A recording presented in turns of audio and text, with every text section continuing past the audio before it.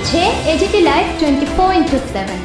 ये है AGT Live 24/7। This is AGT Live 24/7।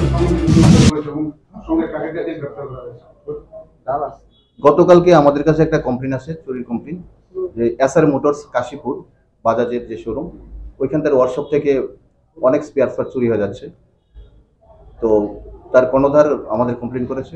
Complain accordingly আমরা একটা চুরির কেস রেজিস্টার করেছি। রেজিস্টার করে আমি আমার সাব ইন্সপেক্টর দিলীপ কুমার দাসকে আমি এন্ডোর্স করি। তো ইনভেস্টিগেশন নেমে দেখা যাচ্ছে যে ওই ফার্মের কিছু স্টাফ এই চুরির সাথে যুক্ত।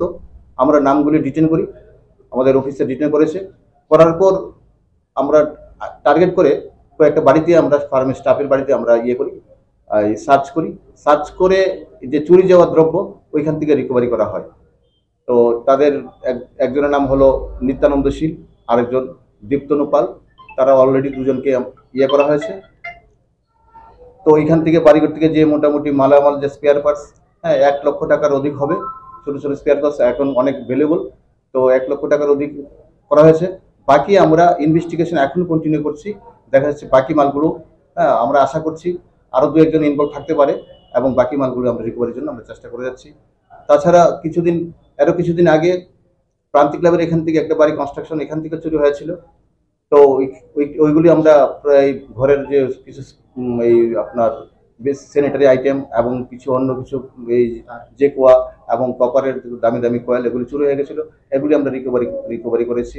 কিছু কামিনী কুমার স্কুলের ওইখান থেকেও কিছু রিপোর্ট এসে রাত্রেবেলা কিছু জানালার জিনিসপত্র চুরি হয়েছে। এগুলো আমরা কিছু রিকভারি করছি, আরও বাকিগুলি আমরা চোর ধরছি।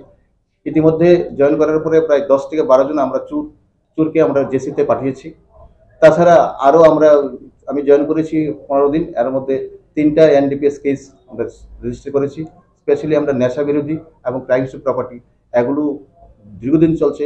এগুলিকে যাতে আমরা আমার থানা জুডিশন থেকে কীভাবে ফ্রি রাখতে পারি তার জন্য আমরা সচেষ্ট আসছি, এবং আমার টিম, আমার দুটো আউটপোস্ট কলেজটিলা এবং মরদগঞ্জ বাজার আমরা করছি। আমাদের সিনিয়র অফিসাররাও খুব কোঅপারেট করছে। আমরা আশা করি এগুলি থেকে পুজোর আগে মোটামুটি একটা পাওয়ার জন্য আমরা সচেষ্ট।